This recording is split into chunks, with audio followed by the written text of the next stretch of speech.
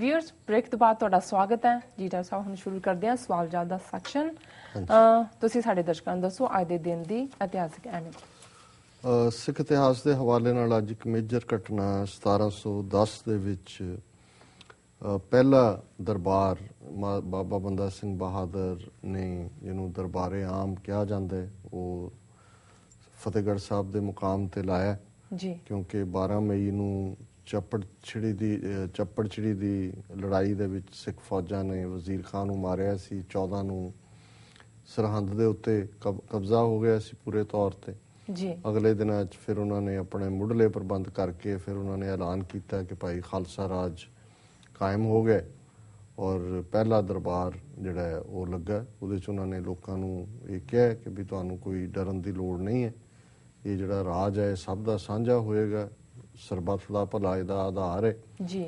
ਔਰ ਇਸ ਮੌਕੇ ਦੇ ਉੱਤੇ ਹੀ ਜਿਹੜੇ ਨੇ ਖਾਲਸਾਈ ਸਿੱਕੇ ਵੀ ਜਾਰੀ ਕੀਤੇ ਗਏ, ਜਿਸ ਤੇ ਸ਼ਬਦ ਸੀ ਸਿੱਕਾ ਜ਼ਦਬਰ ਹਰ ਦੋ ਆਲਮ, ਤੇਗ ਨਾਨਕ ਵਾਹਿਬ ਅਸਤ, ਫਤਿਹ ਗੋਬਿੰਦ ਸਿੰਘ ਫਜ਼ਲ ਸ਼ਾਹ ਸ਼ਾਹਾਂ ਸੱਚਾ ਅਸਤ, ਕਿ ਅਸੀਂ ਦੋ ਜਹਾਨਾਂ ਦੇ ਵਿੱਚ ਇਸ ਸਿੱਕੇ ਨੂੰ ਜਾਰੀ ਕੀਤਾ। ਦੋ ਜਹਾਨਾਂ ਦੇ ਮਾਲਕ ਗੁਰੂ ਨਾਨਕ ਸਾਹਿਬ ਦੀ ਤੇਗ ਔਰ ਸ਼ਾਹਾਂ ਦੇ ਸ਼ਹਿਨਸ਼ਾਹ ਗੁਰੂ ਗੋਬਿੰਦ ਸਿੰਘ ਸਾਹਿਬ ਦੀ ਵੱਲੋਂ ਸਾਨੂੰ ਫਤਿਹ ਹਾਸਲ ਹੋਈ ਹੈ।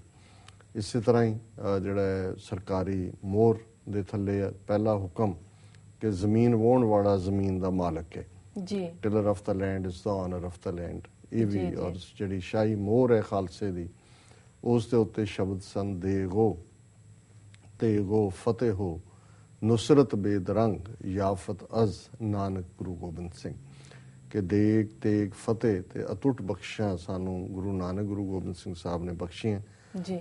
ਬਾਜ ਸਿੰਘ ਨੂੰ ਪਹਿਲਾ ਸੂਬੇਦਾਰ ਲਾਇਆ ਗਿਆ ਸਰਹੰਦ ਦਾ ਔਰ ਆਲੀ ਸਿੰਘ ਜਿਹੜੇ ਨੇ ਉਹ ਨਾਇਬ ਸੂਬੇਦਾਰ ਲੱਗੇ। ਸੋ ਇਹ ਰਾਜ ਕੋਈ ਬੰਦਾ ਸਿੰਘ ਨੇ ਆਪਣੇ ਨਾਂ ਤੇ ਨਹੀਂ ਜਾਰੀ ਕੀਤਾ, ਕੋਈ ਆਪ ਤਖਤ ਤੇ ਨਹੀਂ ਬੈਠਾ, ਗੁਰੂ ਨਾਨਕ ਗੁਰੂ ਗੋਬਿੰਦ ਸਿੰਘ ਸਾਹਿਬ ਦੇ ਨਾਂ ਦੇ ਸਿੱਕੇ ਨੇ, ਗੁਰੂ ਨਾਨਕ ਗੁਰੂ ਗੋਬਿੰਦ ਸਿੰਘ ਸਾਹਿਬ ਦੇ ਨਾਂ ਦੇ ਉੱਤੇ ਜਿਹੜੀ ਹੈ ਮੋਹਰ ਹੈ।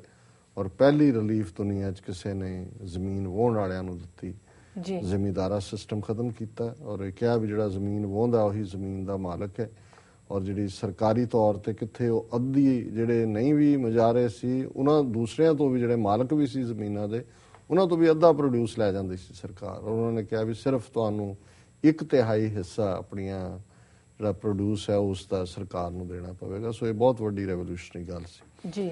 ਵਰਲਡ ਹਿਸਟਰੀ ਦੇ ਹਵਾਲੇ ਨਾਲ 1679 ਦੇ ਵਿੱਚ ਅੱਜ ਜਦੋਂ ਉੱਥੇ ਕਿਸੇ ਨੂੰ ਫੜਿਆ ਜਾਂਦਾ ਹੈ, ਗਾਇਬ ਹੋ ਜਾਂਦਾ ਹੈ ਬੰਦਾ, ਪਤਾ ਨਹੀਂ ਲੱਗਦਾ, ਤੇ ਹਾਈ ਕੋਰਟ ਦੇ ਵਿੱਚ ਉਹਨੂੰ ਕਿਹਾ ਜਾਂਦਾ ਹੈ ਕਿ ਜੀ ਮੈਂ ਹੈਬੀਅਸ ਕਾਰਪਸ ਪਟੀਸ਼ਨ ਪਾ ਰਿਹਾ।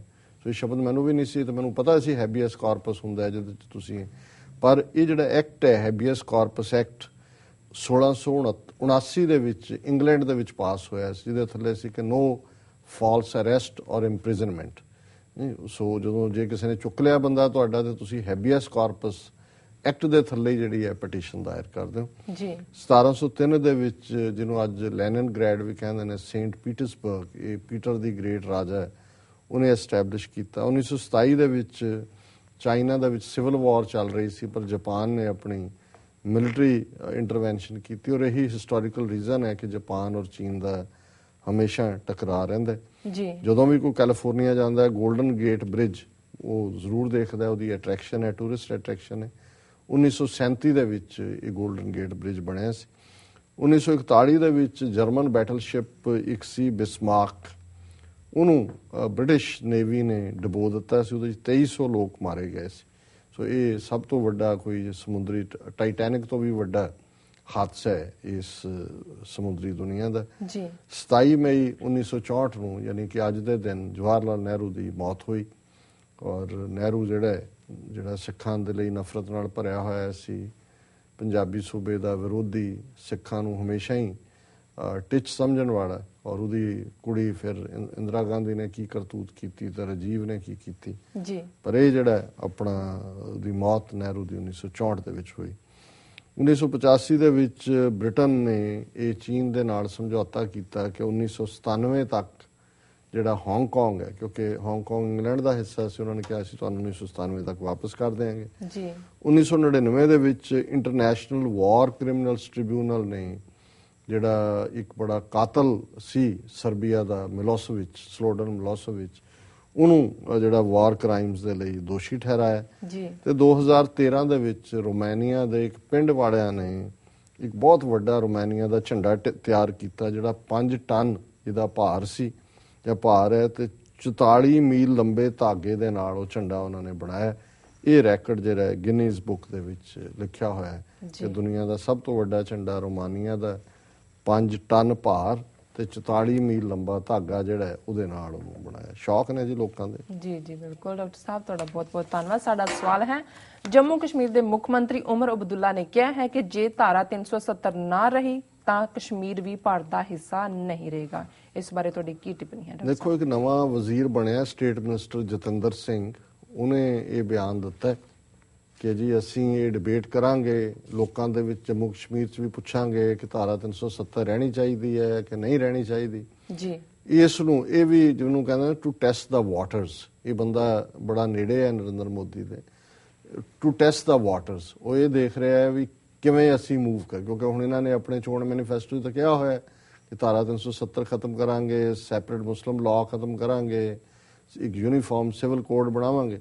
ਹੁਣ ਇਹ ਦੇਖ ਰਹੇ ਨੇ ਵੀ ਕੀ ਰਿਐਕਸ਼ਨ ਹੁੰਦਾ, ਔਰ ਉਮਰ ਅਬਦੁੱਲਾ ਨੇ ਠੀਕ ਰਿਐਕਟ ਕੀਤਾ। ਉਹਨੇ ਕਿਹਾ ਜੀ ਠੀਕ ਹੈ, ਜੇ ਧਾਰਾ 370 ਖਤਮ ਕਰੋਗੇ ਤਾਂ ਜੰਮੂ ਕਸ਼ਮੀਰ ਭਾਰਤ ਦੇ ਨਾਲ ਨਹੀਂ ਰਹੇਗਾ ਜੀ ਜੀ। ਵੀ ਜਾਂ ਤਾਂ ਮੋਦੀ ਜਿਹੜਾ ਇਸ ਗੱਲ ਨੂੰ ਸਮਝ ਹੈ, ਨਹੀਂ ਤਾਂ ਇਹ ਹੈ ਵੀ ਜਾਂ ਆਰਟੀਕਲ 370 ਜਿਹੜਾ ਹੈ ਉਹ ਰਹੇਗਾ ਹੀ ਰਹੇਗਾ, ਜੇ ਨਹੀਂ ਰਹੇਗਾ ਤਾਂ ਜੰਮੂ ਕਸ਼ਮੀਰ ਭਾਰਤ ਦੇ ਨਾਲ ਨਹੀਂ ਰਹੇਗਾ। ਜਿਵੇਂ ਅਸੀਂ ਅੱਗੇ ਵੀ ਕਿਹਾ ਸੀ, ਇਹ ਸਟੇਟਮੈਂਟ ਪਹਿਲਾਂ ਵੀ ਸੀ, ਪਰ ਪਹਿਲਾਂ ਡਿਫਰੈਂਟ ਕੰਟੈਕਸਟ ਸੀ, ਹੁਣ ਸਰਕਾਰੀ ਬਣੇ ਵਜ਼ੀਰ ਨੇ ਕਹੀ ਹੈ, ਪਹਿਲਾਂ ਤਾਂ ਚੋਣਾਂ ਦੇ ਦੌਰਾਨ ਕਹੀਆਂ ਜਾ ਰਹੀਆਂ ਸੀ ਗੱਲਾਂ।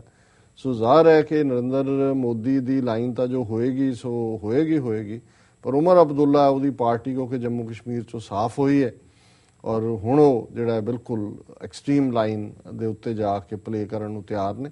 ਪਰ ਸ਼ਾਇਦ ਉਹਦੀ ਗੱਲ ਹੈ ਵੀ ਇਹ ਠੀਕ ਹੈ ਕਿ ਆਲਰੇਡੀ ਜੰਮੂ ਕਸ਼ਮੀਰ 'ਚ ਤਾਂ 7 ਲੱਖ ਫੌਜ ਰੱਖ ਕੇ ਉਹਨਾਂ ਨੂੰ ਕਾਬੂ ਨਹੀਂ ਕਰ ਸਕੇ, ਮਾੜਾ ਮੋਟਾ ਉਹ ਚੂਸਣੀ ਦਿੱਤੀ ਹੋਈ ਹੈ ਧਾਰਾ 370 ਦੀ। ਹਾਲਾਂ ਧਾਰਾ 370 ਨੇ ਕਿਹੜਾ ਜੰਮੂ ਕਸ਼ਮੀਰੀਆਂ ਦਾ ਜੈਨੋਸਾਈਡ ਹੋਣ ਤੋਂ ਬਚਾ ਲਿਆ, ਲੱਖ ਕਸ਼ਮੀਰੀ ਮਾਰਿਆ, ਫੌਜ ਬਿਠਾਈ ਹੋਈ ਹੈ, ਪਰ ਚਲੋ ਉਹਦੇ ਥੱਲੇ ਘੱਟੋ ਘੱਟ ਪੰਜਾਬ 'ਚ ਬਈਆਂ ਵਾਂਗ ਲਿਆ ਕੇ ਬਈਏ ਤਾਂ ਨਹੀਂ ਵਸਾਏ ਹੋਏ।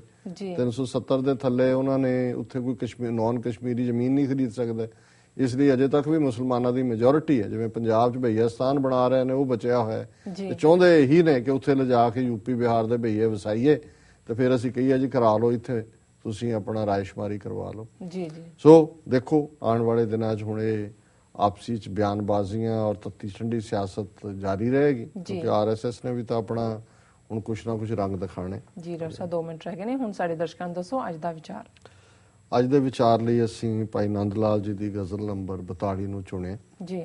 ਉਸ ਦੇ ਸ਼ਬਦ ਨੇ, ਹਰ ਕਸ ਸ਼ਨੀਦਾ ਅਸਤ ਬਾ ਦਿਲ ਗੁਫ਼ਤਗੂਏ ਖਾਸ ਅਜ਼ ਸਦ ਗਮੇ ਸਦੀਦ ਸ਼ੁਦਾ ਜ਼ੂਦ ਤਰ ਖਲਾਸ आबे हयाते माँ सुख ने पीरे कामल अस्त दिल हाय मुर्दा रा बाकुनद जिंदा ओ खलास ई खुद नुमाई तो खुदा हस्त दूर तर बीनी दरूने खे सवी अज खुदी खलास चूं साल काने खुदाए रा बाकुनी तू खिदमते अज कैदे गमे जहां बाशवद जाने तो खलास गोया तो दस्ते खुद रा अजी हिरस कोता कुन ता अंदरूने खाना बा बीनी खुदाए खास जी। इस दा भाव यही है कि जदों असी सतगुरु दे लड़ लगदे, सतगुरु सानू डूंगे भेद समझाते ने, रमज अध्यात्म दी दुनिया दी समझाते ने। गुरु साहबान दी बाणी साडे लई अमृत धार है जिहड़ी सानू जीवन दिंदी है, और हौमे और तृष्णा ये 2 चीज़ां ने जिहड़ियां साडी रूह नू चंबड़ियां होईयां, जिहड़ी साडी प्रोग्रेस अध्यात्म दी दुनिया च नहीं होण दिंदियां जी। जे इन्हां तो खिहड़ा छुड़ा लईए ते फिर सतगुरु आप ही आके साडे अंदर वस जांदे ने। इस दा अनुवाद प्रिंसिपल हरभजन सिंह जी ने कीता इस गज़ल दा जी। जिस किसे भी सतगुर पासों पाया रमज इशारा सैया मारू फिकरां कोलों पाया उस छुटकारा साडे लई है अमृत धारा बाणी पाक गुरां दी जी। मोया नू जिवावण हारी नाले मुक्त करांदी ਤੇਰੇ ਖੁਦੀ ਤਕੱਬਰ ਕੋਲੋਂ ਰੱਬ ਹੈ ਦੂਰ ਨਸਾਂਦਾ, ਇਸ ਤੋਂ ਮੁਕਤ ਹੋਣ ਦੀ ਖਾਤਰ ਕਿਉਂ ਅੰਦਰ ਝਾਤ ਨਹੀਂ ਪਾਉਂਦਾ। ਪੰਧ ਪ੍ਰਭੂ ਦੇ ਚੱਲਣ ਵਾਲੇ ਦੀ ਜੋ ਸੇਵ ਕਮਾਵੇ, ਗਮ ਦੀ ਕੈਦੋਂ ਜਾਨ ਉਸ ਦੀ ਤੁਰਤ ਖਲਾਸੀ ਪਾਵੇ। ਜੀ ਗੋਇਆ ਆਪਣੇ ਹੱਥਾਂ ਤਾਈਂ ਹਿਰਸੋਂ ਖਿੱਚ ਪਿਆਰੇ, ਹਿਰਸ ਤ੍ਰਿਸ਼ਨਾ ਨੂੰ ਕਹਿੰਦੇ ਨੇ। ਗੋਇਆ ਆਪਣੇ ਹੱਥਾਂ ਤਾਈਂ ਹਿਰਸੋਂ ਖਿੱਚ ਪਿਆਰੇ, ਤਾਂ ਜੋ ਆਪਣੇ ਵਿੱਚੋਂ ਪਾਵੇਂ ਰੱਬੀ ਖਾਸ ਦਿਦਾਰੇ। ਜੀ ਕਿ ਜੇ ਤੂੰ ਹਿਰਸ ਤੋਂ ਔਰ ਉਸ ਤੋਂ ਪਹਿਲਾਂ ਖੁਦੀ ਤਕੱਬਰ ਹੁੰਦਾ ਹੈ ਮੈਂ ਵੀ ਤੂੰ ਮੈਂ ਔਰ ਤ੍ਰਿਸ਼ਨਾ, ਜੇ ਉਹਨਾਂ ਤੋਂ ਛੁਟਕਾਰਾ ਪਾ ਲੈ ਤਾਂ ਜੋ ਆਪਣੇ ਵਿੱਚੋਂ ਪਾਵੇਂ ਰੱਬੀ ਖਾਸ ਦਿਦਾਰੇ। ਜੇ ਹਉਮੈ ਗਾਇਬ ਹੋ ਜਾਏ, ਤ੍ਰਿਸ਼ਨਾ ਗਾਇਬ ਹੋ ਜਾਏ, ਫਿਰ ਤੇਰੇ ਅੰਦਰ ਆ ਕੇ ਨਿਰੰਕਾਰ ਵਸੇਗਾ। ਜੀ ਜੀ ਇਹੀ ਅੱਜ ਦਾ ਵਿਚਾਰ। ਜੀ ਬਿਲਕੁਲ ਡਾਕਟਰ ਸਾਹਿਬ, ਅੱਜ ਦੇ ਵਿਚਾਰ ਦੇ ਨਾਲ ਅਸੀਂ ਆਪਣੇ ਵੀਅਰਸ ਕੋਲ ਲੈਣੇ ਇਜਾਜ਼ਤ। ਵੀਅਰਸ, ਸਾਡੇ ਪ੍ਰੋਗਰਾਮ ਦਾ ਸਮਾਂ ਇੱਥੇ ਸਮਾਪਤ ਹੁੰਦਾ। ਤੁਸੀਂ ਆਪਣੀ ਰਾਏ ਤੇ ਸੁਝਾਅ ਸਾਨੂੰ ਭੇਜਣਾ ਨਾ ਭੁੱਲਣਾ। ਸਾਡੇ ਇਸ ਪਤੇ ਤੇ sos@tvh4.tv ਤੇ ਅਸੀਂ ਆਪਣਾ ਪ੍ਰੋਗਰਾਮ ਲੈ ਕੇ ਫਿਰ ਤੁਹਾਡੇ ਰੂਬਰੂ ਹੋਵਾਂਗੇ। ਤਦ ਤੱਕ ਲਈ ਮੈਨੂੰ ਤੇ ਆਪਣੇ ਡਾਕਟਰ ਸਾਹਿਬ ਨੂੰ ਆਗਿਆ ਦਿਓ। ਵਾਹਿਗੁਰੂ ਜੀ ਕਾ ਖਾਲਸਾ, ਵਾਹਿਗੁਰੂ ਜੀ ਕੀ ਫਤਿਹ।